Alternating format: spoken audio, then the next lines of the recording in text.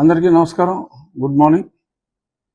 మరి ఈరోజు కోర్స్ ఇది రచ్చబండ కాదు, ఒక చిన్న అభినందన. ఆంధ్ర జ్యోతి ఈరోజు ఉదయం నేను ఒక కథనం చూసిన.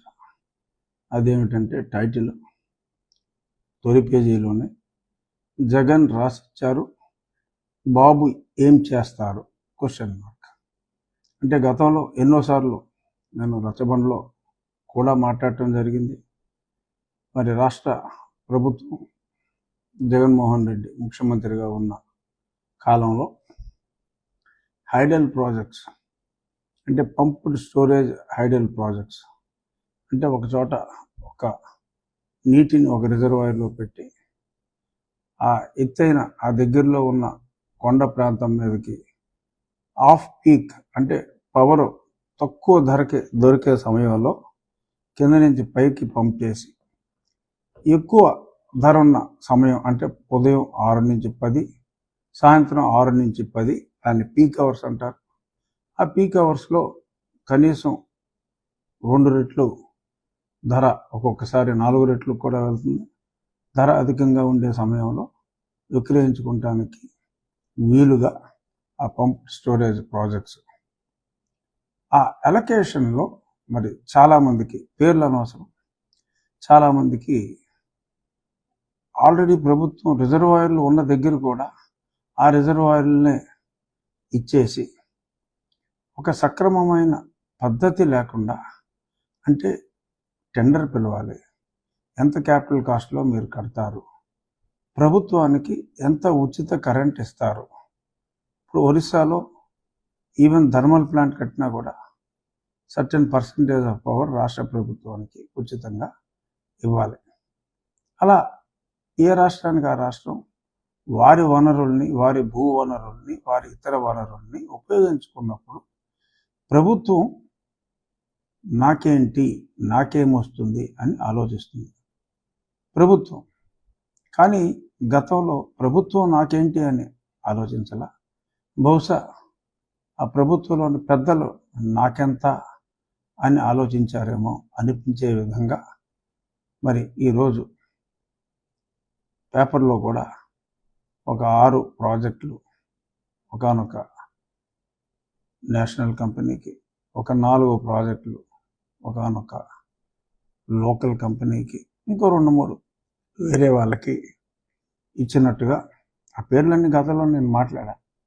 బట్ ఇప్పుడు నేను పేర్లు మాట్లాడదలుచుకోలేదు. ఆంధ్రజ్యోతి పేపర్లో ఆ పేర్లన్నీ రాసి వేలాది ఎకరాలు పంచారన్నారు. యాక్చువల్గా వేలాది ఎకరాలు కాదు, 1,00,000 పైనే ఎకరాలు. అంటే ఈ పంప్డ్ స్టోరేజ్ వరకు వేలాది అయినప్పటికీ మరి ఇంకా సమ్ అదర్ సోలార్ పవర్ అంటే పంప్డ్ స్టోరేజ్కి అసోసియేటెడ్గా సోలార్ పవర్, వాటికి సంబంధించి మరి లక్షల ఎకరాల్లోనే మరి అలొకేట్ చేయడం జరిగింది. మరి భూవసతి అనేది అది పెరగదు. మరి దాన్ని ప్రాజెక్ట్స్కి ఇచ్చినప్పుడు రాష్ట్ర ప్రభుత్వానికి సముచిత స్థాయిలో లబ్ధి చేకూరేలాగా ఉండాలి అనేది ప్రభుత్వ పెద్దలు చూడాలి. మరి అప్పట్లో గౌరవనీయులైన ఇప్పటి ముఖ్యమంత్రి శ్రీ నారా చంద్రబాబు నాయుడు గారు వాటిని ఖండించడం జరిగింది. అది కూడా ఈ పేపర్లో స్పష్టంగా రాయటం జరిగింది. మరి ఈరోజు జరగబోయే క్యాబినెట్లో ఆ కేటాయింపుల్ని ఏం చేస్తారు అని ఆంధ్రజ్యోతి కథనంలో రాయటం చూసి ఇది కదా జర్నలిజం అంటే. ఎందుకంటే మంచిని ప్రజలందరూ ప్రోత్సహించాలి. అంటే గత ప్రభుత్వంలో జరిగిన ఒక తప్పుని సరిచేయవలసిన బాధ్యత ఉంది అని పేపర్లో రాయటం మరి నిజంగా ప్రజల కోసం ఈ కథనం వల్ల కావచ్చు, ఈ కథనం రాకపోయినా డెఫినెట్గా చర్యలు తీసుకుని ఉండేవారేమో. ఇదే కాస్త రివైజ్ చేసి రివ్యూ చేసి వారికే ఇచ్చిన లేదా ఓపెన్ టెండర్లో ఇంకెవరికైనా ఇచ్చిన మరి రాష్ట్ర ప్రభుత్వానికి సముచిత స్థాయిలో లబ్ధి చేకూర్చే విధంగా మరి మా నూతన ప్రభుత్వం మరి ఈ సూచనని తీసుకుని ఓపెన్ మైండ్తో తీసుకుని ఇదంతా చర్చించి ఇతర రాష్ట్రాల్లో ఎలా చేస్తున్నారో ఆ రాష్ట్రానికి లబ్ధి చేకూర్చే విధంగా ఎటువంటి చర్యలు తీసుకుంటున్నారు అనే దాని మీద కూడా మరి కూలంకషంగా చర్చ జరిగి రాష్ట్ర ప్రజలందరికీ మంచి జరగాలని చెప్పి ఆంధ్రజ్యోతి మంచి ఆశయంతో రాసిన ఈ ఆర్టికల్ చూసిన తర్వాత నాకు అనిపించి ఇది కేవలం నేను ఆంధ్రజ్యోతిని అభినందించడానికే మాట్లాడుతున్నాను తప్ప వేరే పరిశ్రమల గురించి నేను మాట్లాడగలను, వీళ్ళు ఏం చేస్తారు అనే దాని గురించి నేను మాట్లాడగల. అది ఆ క్యాబినెట్ నిర్ణయం. బట్ ఒక శాసనసభ్యుడిగా, ఒక బాధ్యత కలిగిన పౌరుడిగా మరి సమాజానికి ప్రజలకు మంచి చేకూరే ఇటువంటి కథనాలు వచ్చినప్పుడు అభినందించటం నా కనీస బాధ్యతగా భావించి నేను ఆంధ్రజ్యోతి యాజమాన్యానికి, ముఖ్యంగా వేమూరి రాధాకృష్ణ గారికి నా హృదయపూర్వక అభినందనలు తెలియజేస్తున్నా.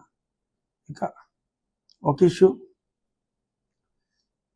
గగ్గోలు పెడుతున్నారు. వైఎస్ఆర్ కాంగ్రెస్ పార్టీ ఆఫీసుల్ని బదులు కొడుతున్నారని.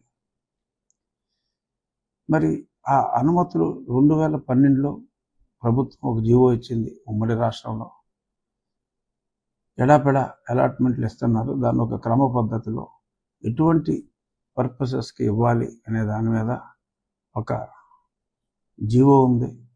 ఆ జీవోలో ఉన్నవన్నింటినీ కూడా వైలేట్ చేసి మరి వైఎస్ఆర్ కాంగ్రెస్ పార్టీ ప్రభుత్వంలో ఉన్నప్పుడు అవన్నిటిని కూడా తొంగలో తొక్కి, ఎందుకంటే ఒక particular land, suppose APS RTC దగ్గర రిజల్యూషన్ తీసుకోవాలి, ఆ తర్వాత కట్టాలి అంటే మున్సిపల్ అథారిటీస్ దగ్గర తీసుకోవాలి.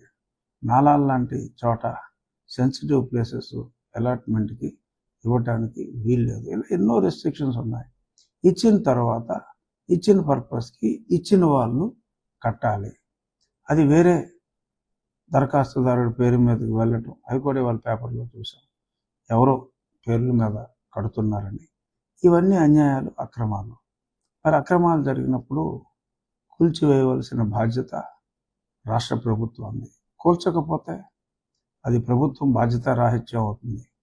మరి బాధ్యతగా అంటే మరి పర్మిషన్ లేదని ప్రభుత్వం చేత కట్టబడిన, ప్రజల ఖర్చుతో కట్టబడిన ప్రజావేదికని కూల్చిన అద్భుతమైన సంస్కారం ఉన్న జగన్మోహన్ రెడ్డి గారు మరి అక్రమంగా అలొకేషన్లు చేసుకుని, అన్నాకి బేడాకి లీజులు రాసుకొని కోట్ల విలువైన ప్రభుత్వ భూమిని ప్రజా సంక్షేమానికి కాకుండా, అది కూడా ప్రజా సంక్షేమానికే వాడాలని ఉంది, ప్రజా సంక్షేమానికి కాకుండా వ్యక్తిగత పార్టీ, ప్రొప్రైటరీ కన్సర్న్ పార్టీ ఆఫీసులకి అలాట్ చేసి మరి ఎవడి వ్యక్తిగత లబ్ధికి ఇవన్నీ చేస్తున్నారు అనేది ప్రజలు ఆలోచిస్తారు.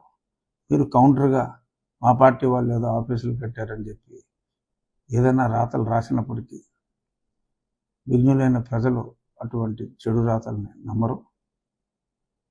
ఖచ్చితంగా అక్రమంగా అలొకేషన్స్ చేసుకుని, అనాకి బేడాకి తీసుకుని ఎవడో పేరు మీద అద్భుతమైన భవంతులు పార్టీ ఆఫీసులకి ప్రతి అసెంబ్లీలోనూ ఇష్టం వచ్చినట్టు కట్టుకోవటం అనేది తప్పమ్మా. సో మరి దాన్ని అలాగా తీసుకున్న అలాట్మెంట్లు క్యాన్సిల్ చేయాలి. మరి ఆ కట్టడాలని వేరే ప్రభుత్వ కార్యక్రమాలకు, ప్రజా సంక్షేమ కార్యక్రమాలకు ఉపయోగపడేలా ఉంటే అలొకేషన్ క్యాన్సిల్ చేసి ఆ భవంతులను వాడుకోవాలి. లేదు అవి నాలాల్లో ఇంకొక చోట అయితే మరి వాటిని కొట్టివేయాలి, తప్పదు. సో కాబట్టి మీరు ఎంత గర్జించినా, మీరు ఎంత ఘీంకరించినా ఉపయోగం లేదండి. ఇక ముగించే ముందు ఒక చిన్న మాట. ఒక ఎమ్మెల్యే, ఇప్పటి మా అందరి సభాపతి ఏమన్నారు, రాజకీయంగా ఇటువంటి పార్టీలు ఉండకూడదు, రాజకీయంగా చంపేయాలి అని అంటే అదేదో వ్యక్తిగతంగా మరి జగన్మోహన్ రెడ్డి గారిని చంపేయాలన్నట్టుగా నన్ను చంపమంటున్నారు అని మాట్లాడటం, మరి 5 ఏళ్ళు నిరాఘంటంగా ముఖ్యమంత్రిగా పరిపాలించిన మీకు ఇంత బేలతనం తగదు. మీరు ఎన్నో అరాచకాలు చేశారు. ఆయన రాజకీయంగా ఎటువంటివి ఉండకూడదన్నారు, మీరు భౌతికంగానే నన్ను నిర్మూలించాలని చూశారు. సో అంచేత మీలాంటి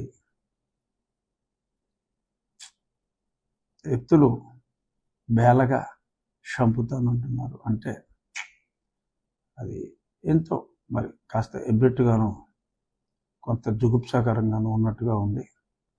వాట్ ఎవర్ హ్యాపెండ్ అది హ్యాపెండ్. ఈ బ్రేవ్, బేలతనం వద్దు, జాలి చూపొద్దు. అలాగని గతంలో లాగా క్రూరంగా ఉండమంటలేదు సుమా. Be normal, try to be normal అని సవినయంగా తెలియచేస్తూ, నేను ఇప్పుడు మాట్లాడింది రచ్చబండ కాదు అని కూడా తెలియచేస్తూ, కేవలం రాధాకృష్ణ గారిని అభినందించడానికి, అలా ధైర్యంగా వార్తలు మరింత రాసి ప్రజా మన్నన పొందాలి, దానికి నేను ఒక ప్రేరణ, అలాగే అందరూ కూడా ప్రేరణ కావాలి అని మనస్ఫూర్తిగా కోరుకుంటూ ధన్యవాదాలు.